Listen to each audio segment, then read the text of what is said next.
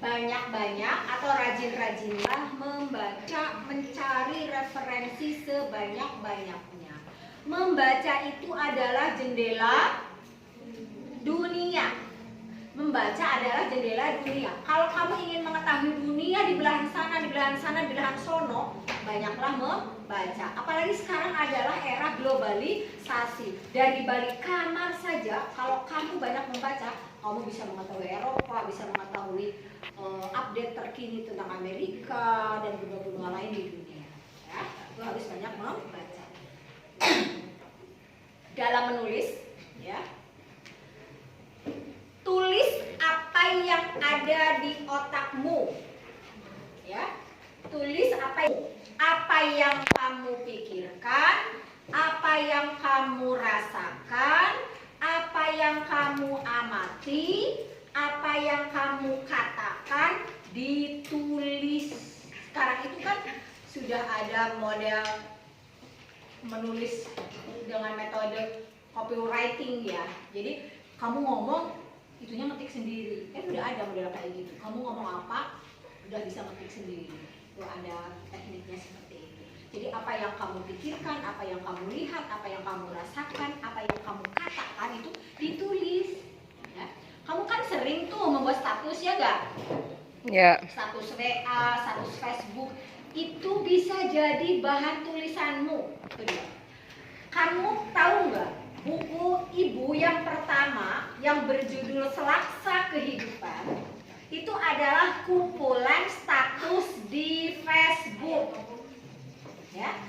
Buku yang pertama yang berjudul Selaksa Kehidupan itu adalah kumpulan status di Facebook.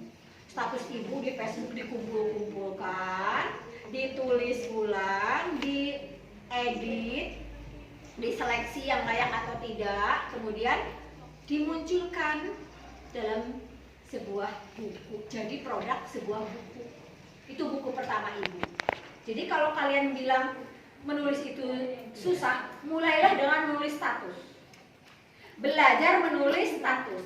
Kalau status kamu itu sudah mencapai 1.500 karakter, bikin yang agak panjang dikit ya statusnya, ya. Jangan status lebay, misalnya panasnya hari ini, misalnya kayak gitu. Kalau lebay udah tinggalin yang status-status kayak gitu. Jadi statusnya sekarang yang mulai agak panjang-panjang dikit, kayak gitu, ya. Tadinya mungkin hanya sekian karakter, terus ditambah, sampai akhirnya mencapai 1.000-2.000 karakter. Satu tulisan, itu bisa jadi satu tulisan.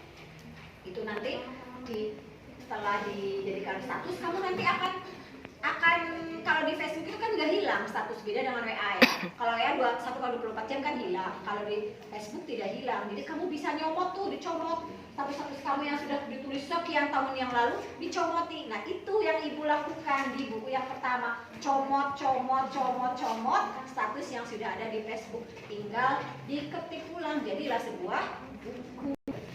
Buku yang kedua yang berjudul Sofa dan Marwa, itu adalah buku kumpulan tulisan ibu perjalanan haji tahun 2019. Apa yang ibu pikirkan, apa yang ibu rasakan, apa yang ibu lihat, apa yang ibu alami, apa yang ibu jadikan sebuah pemikiran, ditulis. Kok bisa bu saat haji menulis, gitu ya? Bukannya kegiatannya full dengan ibadah. Jadi begini, latar belakang kenapa ibu menulis saat itu, ibu tuh nggak bisa telepon-teleponan dengan anak-anaknya ibu. Yang lain mah tiap hari kalau sore atau menjelang tidur itu waktunya telepon-teleponan dengan anak dan keluarga. Mereka itu dengan ditulis, gitu. Jadi ketika yang lain telepon, ibu nulis di konsep di HP itu kan ada ya konsep. Nah, tulis di situ di konsep, dan di konsep itu tulis apa yang ibu ingin katakan ke anak-anak. Jadi di dalam pendahuluan buku tersebut pun ibu bilang bahwa buku ini semoga akan menjadi sebuah oleh-oleh religi yang tak lekang oleh waktu suatu saat nanti ketika anak-anak ibu sudah dewasa. Hari ini mereka mungkin masih kecil, belum mudeng apa yang ibu tulis, tapi suatu ketika nanti mereka sudah remaja, udah dewasa, membaca ulang buku ibunya, oh ternyata perjalanan haji itu seperti ini, gitu. Seperti itu. Itu buku yang kedua. Jadi apa yang ibu lihat, alami, pikirkan, ditulis kiatnya. Kiat yang ketiga. Tadi yang pertama apa, Alif? Fak? Banyak membaca. Yang kedua, tulis apa yang ada di otakmu, apa yang dibaca, dipikirkan, dan dibicarakan. Iya, oke. Yang ketiga, ya, kiat yang ketiga dalam menulis itu adalah tergabung dalam forum kepenulisan. Tergabung dalam forum kepenulisan. Kita adalah penulis pemula, bukan penulis yang profesional. Sehingga untuk mengasah kemampuan kita dalam menulis itu harus berkumpul dengan orang-orang dalam sebuah komunitas sesama penulis. Nah, ketika sudah berkumpul dalam forum kepenulisan itu, di sana kan diberikan pembekalan, banyak pembekalan tentang kepenulisan, juga diberikan tugas.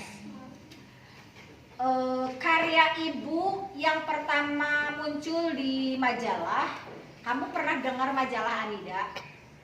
Sekarang jarang ya orang yang seusia kalian itu baca yang begituan. Jadi ada majalah Anida, ada majalah As-Solihah, ada majalah Umi. 3 majalah itu ibu pernah dimuat tulisannya berupa cerpen saat itu. Berupa cerpen.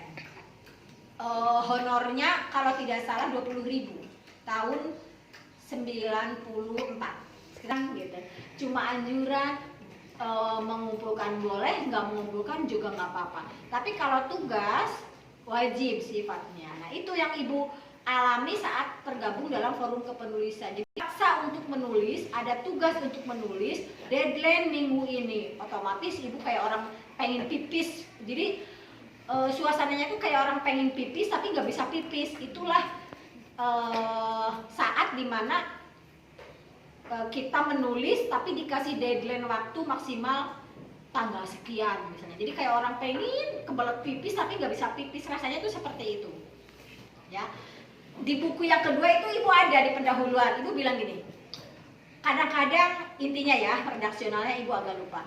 Kadang-kadang saya merasa iri teman-teman yang lain bisa bercandaria di grup WA. Kan grup WA sekarang banyak tuh, grup WA SD, grup WA SMP, grup WA SMA, grup WA kuliah, grup WA pekerjaan, aktivitas sosial tuh punya grup WA banyak. Kadang-kadang itu ibu tuh iri, pengen banget bercandaria di grup-grup itu, tapi ibu punya deadline yang lain. Ini buku harus segera diselesaikan. Dari penerbit sudah memberikan dari editor tuh sudah memberikan batasan, Bu kalau bisa bukunya bulan ini launching. Duh, baru dapat sekian judul, mau nggak mau ibu akhirnya itu grup-grup WA itu dikesampingkan dulu, nggak ikut ngobrol. Padahal pengen banget, kayak orang pengen pipis lah kayak gitu. Jadi kadang-kadang kita memang perlu menyendiri untuk menghasilkan sebuah karya. Kalau menulis rame-rame itu nggak jadi, ya. Menulis rame-rame nggak jadi. Menulis itu pekerjaan sendiri, ya. Mungkin saat kalian mau tidur, sunyi, sepi, atau di ruangan sendiri, waktu luang dan sebagainya. Itu akan ide-ide itu akan bermunculan.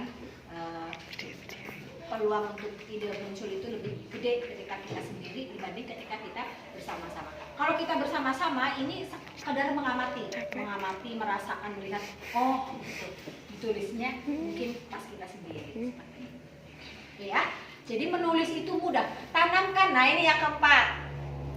Kiat yang keempat.